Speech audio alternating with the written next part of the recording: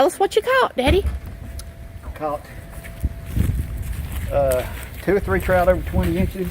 My Lord. Caught a big redfish. Mm-hmm. Caught a shark about that long. Let me see. About how long? About that long. About, they couldn't see that. A bunch of, I caught about a ton of trout. Really? Yeah, that's the most big trout I've ever caught. Where were you at? Cumberland Island. All right, I killed them today. These are the ones I kept. Could have kept more than that. Nice and meaty. Some good trout. So you did you a good fish blade. We like the Bubba blade better than any others that we have bought. And we have bought some nice ones, but nothing beats the Bubba. I got me a little brush to brush them with. You can throw this in the dishwasher when you're done so that it don't smell like fish. Or you can soak it in some bleach. I got me a bowl to put my meat in, a hose, and some scissors just in case. He brought in a red. I didn't know if he had a red or not. So, with that said, let's get started. Always have some paper towels near as well. I'm going to do the biggest one first because it'll be the easiest one to do. I'm going to lay these underneath here on my rack. You can show them what I'm doing. Down there. This is our fish cleaning station that we got from Bass Pro Shop. And we like it. So your hose fits right here. You can hook it into this right here, but I choose to spray more. And so this is how I use the hose. Chris don't want to get squirted. And I usually squirt my fish down. All right, tell them what it is. Redfish. And what we caught it on. Tammy's redfish on a jig and a live shrimp. Popping cork. That's a pretty good first fish of the day. Alright, I'm going to grab one of these big ones. I start by doing a diagonal cut behind this gill. You're going to need a really good knife, like I said. So if you don't have a good knife, it takes a lot longer. Then, I usually start a cut at the bottom just to get it started so I can grab it if I need to. Then I go to the spine right near the fin and I go down the spine with my blade.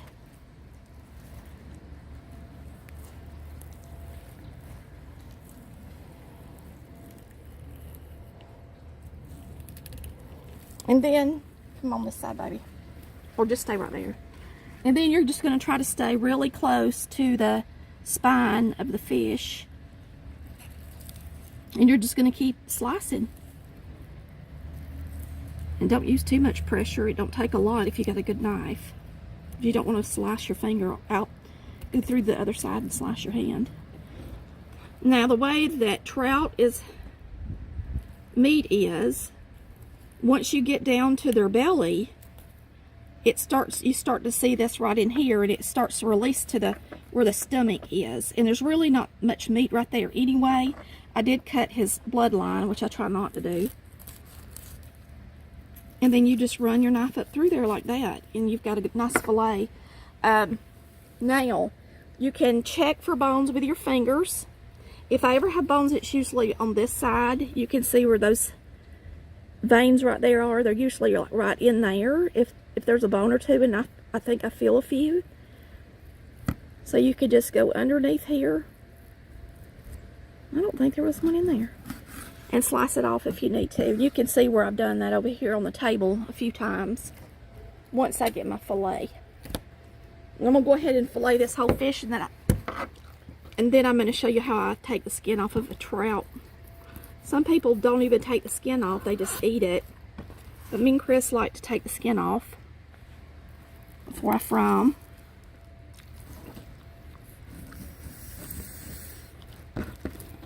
And once your hand and your knife gets a little slippery, you got to be careful. Always have a rag, or I like to have paper towels nearby.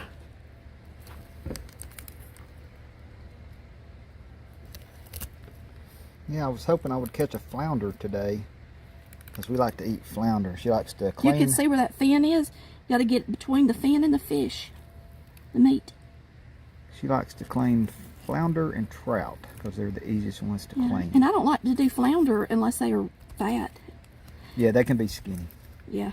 I don't like for him to bring me the ones that just barely meet the criteria of keeping. If you're going to bring me a flounder, at least bring me a 14-incher. And then it's not such a difficult task to try and get the meat off of him. Get more bang for your buck. Alright. I'm throwing these in a bucket over here. Now what I'm going to do is just show y'all how I rinse it off. Just going to have to move so he don't get wet.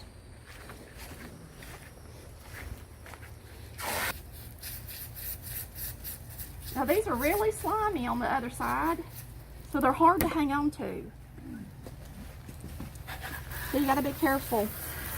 Like I said, when you're using a knife and you're letting it get slippery on the handle, that's one reason I like this bubble blade, is because they make it so that if it's got plenty of grooves and stuff in it, so that it's a little safer.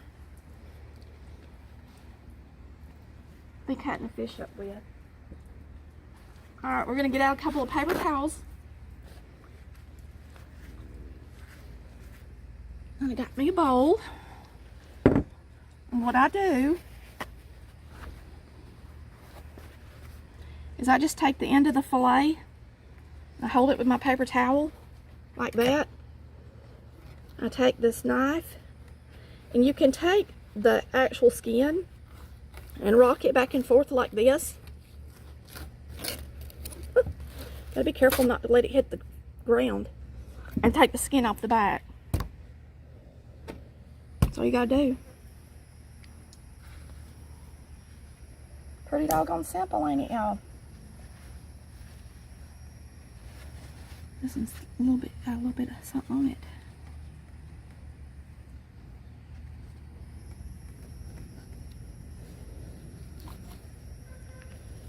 These are fresh. He just got them home, and so they're not hard or anything yet, and they're cleaning up really easy.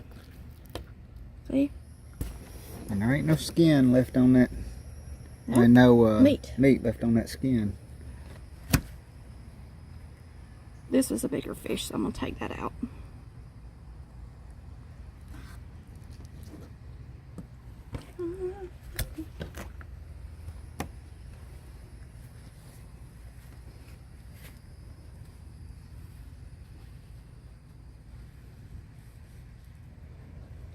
Now, redfish are completely different. They're so much trouble, I don't even like to clean them. Much rather eat a trout anyway. Pretty. Hope y'all have enjoyed how to clean a fish. Speckled sea trout. Speckled sea trout. Thanks for watching Collard Valley Cooks, where we cook like Mama did.